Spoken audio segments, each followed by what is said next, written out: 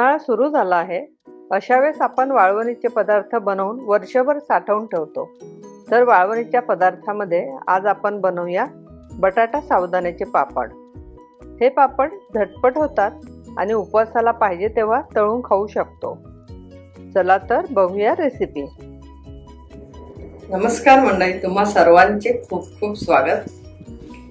बटाट्याचे पापड बनवण्यासाठी मी इथे 1 किलो बटाटे घेतलेले आहे. छान याला धुवून घेतले आहे आणि कुकरमध्ये याला 3 शिट्या मी काढून घेणार आहे. शिजवताना थोडेसे मऊ शिजवायचे आहे. आपल्याला 1 किलो बटाट्याचे पापड बनवायचे असेल तर वजनी मापाने मी सांगते 250 ग्राम आपल्याला साबुदाणा घ्यायचा आहे. हा आपण जो साबुदाण्यासाठी साबुदाणा वापरतो तोच घ्यायचा आहे. आता हा आपल्याला मंद गॅसवर भाजून घ्यायचा आहे. अगदी कुरकुरीत होईपर्यंत भाजून घ्यायचा आहे. गॅस अजिबात मोठी करायची नाही आणि त्याचा साबुदाण्याचा रंगही बदलू द्यायचा नाही आहे. तर आपण हा साबुदाणा भाजून घेऊया. साबुदाणा भाजताना सतत हलवत साबुदाणा भाजून घ्यायचा आहे, नाहीतर तो लागू शकतो.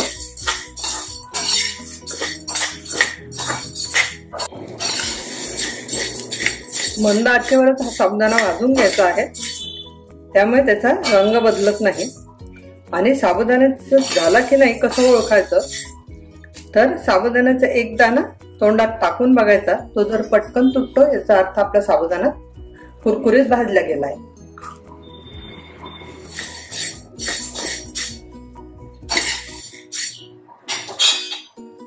आता इथे साबुदाण्याचा एक दाणा तोंडात टाकून बघते.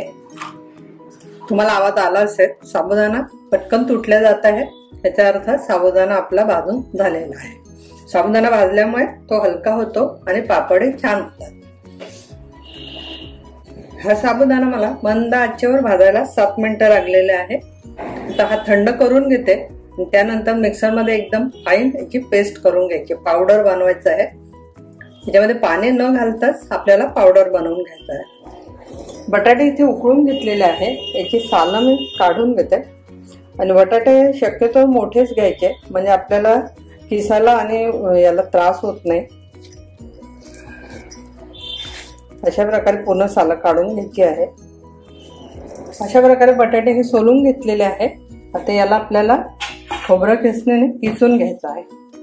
इथे मी तोपर्यंत साबुदाणा थंड होतो तोपर्यंत आपण किसून घेऊया. किसल्यामुळे काय होईल, त्यामध्ये गुठळ्या राहणार नाही आणि आपले पापड बनवायला सोपे जाईल. आपण बटाटे किसून घेतलेले आहेत, त्यामुळे याच्यामध्ये गुठळ्या वगैरे नाही आहे. आणि तुम्ही पण किसूनच घ्या, कारण त्यामुळे पापड व्यवस्थित आपल्याला लाटता येतो किंवा पसरवता येतो.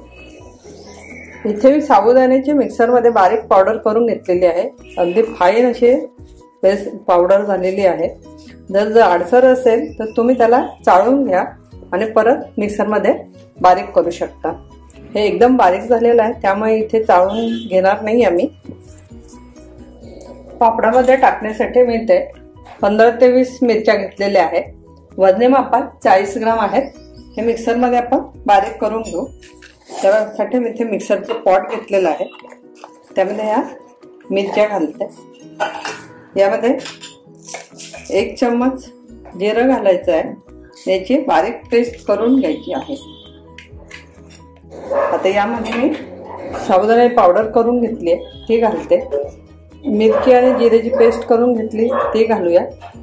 आणि चवीनुसार यामध्ये मीठ घालायचं आहे.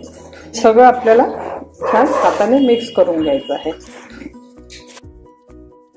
बटाटा किसल्यानंतर चिकट येतो, पाहू शकता तुम्ही, इथे दिसतंय. हे पीठ अशा प्रकारे छान मिक्स करून घ्यायचं आहे. बटाटे आपण किसून घेतले ते आणि साबुदाणा पीठ यामध्ये आपण घातलेला आहे. आणि याला छान एकजीव होईपर्यंत आपल्याला छान मिक्स करून घ्यायचं आहे, छान रगडून. आता हे झालेलं आहे. आता याला असा गोळा बनवून घ्यायचा आहे. थोडासा तेलाचा हात इथे मी लावून घेते. हे शेंगदाण्याचं तेल आहे. थोडंसं तेलाचा हात घेते आणि याला छान त्या मळून एका गोळा करून घेऊया. त्यामुळे चिकटत नाही.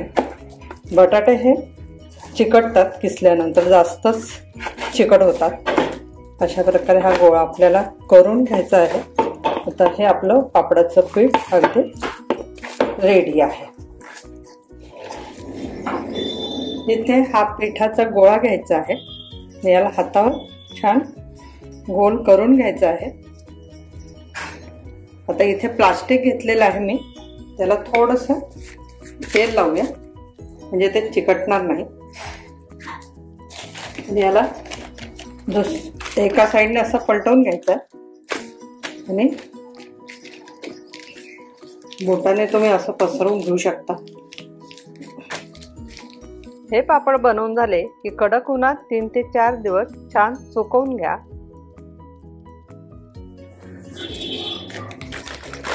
अशा प्रकारे हा पापड तयार झालेला आहे। आता तो हा एक प्लास्टिक खाली टाकून त्यावर हा मी टाकून घेणार आहे। आता हा पापड इथे मी हे परडं घेतलं आहे, परड्यावर मी प्लास्टिक घातलेलं आहे आणि त्यावर हा मी पापड घालणार आहे। अशा प्रकारे आपल्याला पापड बनवून घ्यायचा आहे। आता मी परत एक करून दाखवते। अशा प्रकारे गोळा आपण गोल करून घ्यायचा।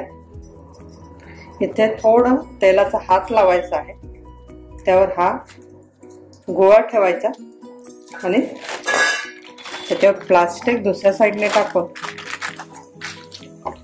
डिशच्या साहाय्याने पण पापड बनवू शकता। ही डिश आहे छोटी किंवा वाटी घेऊ शकता। ही डिश आपण याच्यावर दाबून याच्याने सुद्धा आपण पापड बनवू शकतो। अशा प्रकारे हा पापड तयार झालेला आहे।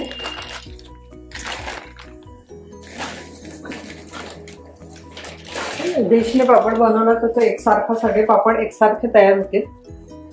तुम्हाला जे सोपी वाटत पद्धत त्याने तुम्ही बनवू शकता।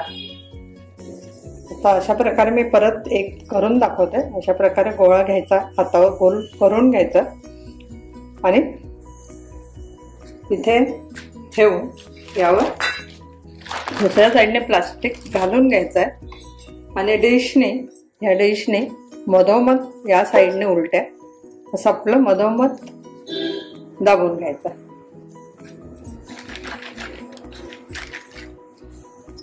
तुम्ही पाहू शकता पापड तयार झालेला आहे। तुम्हाला जर जाड वाटत असेल तर तुम्ही थोडं आणखी दाबू शकता। थोडं सगळ्या बाजूने सारख्या दाबला गेला तर तो पापड छान सगळ्या बाजूने सारखा होतो।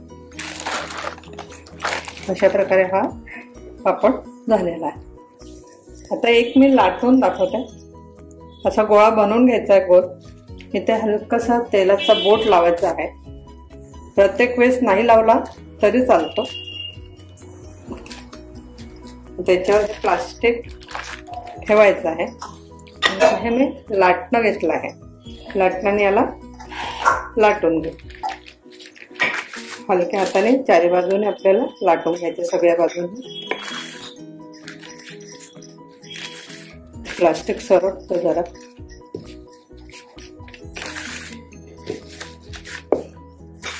याही पद्धतीने तुम्ही करू शकता। तुम्हाला जे सोयीचं वाटेल त्या पद्धतीने तुम्ही हे पापड बनवू शकता। मी 3ही पद्धत बनवायची दाखवलेली आहे। हा पापड रेडी आहे। आता हा हाताने असा काढू शकता किंवा प्लास्टिक त्यावर टाकून तुम्ही काढू शकता। हे पापड बनवून झाले की कडक उन्हात 3 ते 4 दिवस छान सुकवून घ्या। हे पापड कडक उन्हात छान सुकवून घेतले आहे। कडक उन्हात सुकवून घेतल्यामुळे 1 ते 2 वर्ष आरामात टिकतात। आता हे पापड मी हवाबंद डब्यात भरून ठेवणार आहे। तेल गरम झालंय, यामध्ये आपण हा पापड तळून बघूया। हवामानाचा सुद्धा पापडांवर परिणाम होतो। काही ठिकाणी हवामान दमट असते, अशा वातावरणात पापड मऊ पडतात। अशा वेळेस पापडांना अधेमध्ये ऊन दाखवत राहायचं, त्यामुळे पापड छान कडकच राहतात आणि त्याला कीड लागत नाही।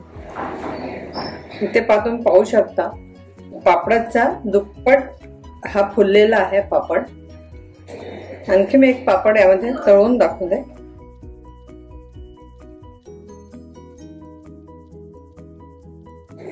तुम्ही बघू शकता पापडाच्या दुप्पट हा पापड फुललेला आहे आणि खायला खूप छान लागतो। ही रेसिपी कशी वाटली जरूर कळवा। आवडलं असेल तर लाईक करा, शेअर करा, सबस्क्राईब करायला विसरू नका। परत भेटू नवीन रेसिपी सोबत। तोपर्यंत धन्यवाद।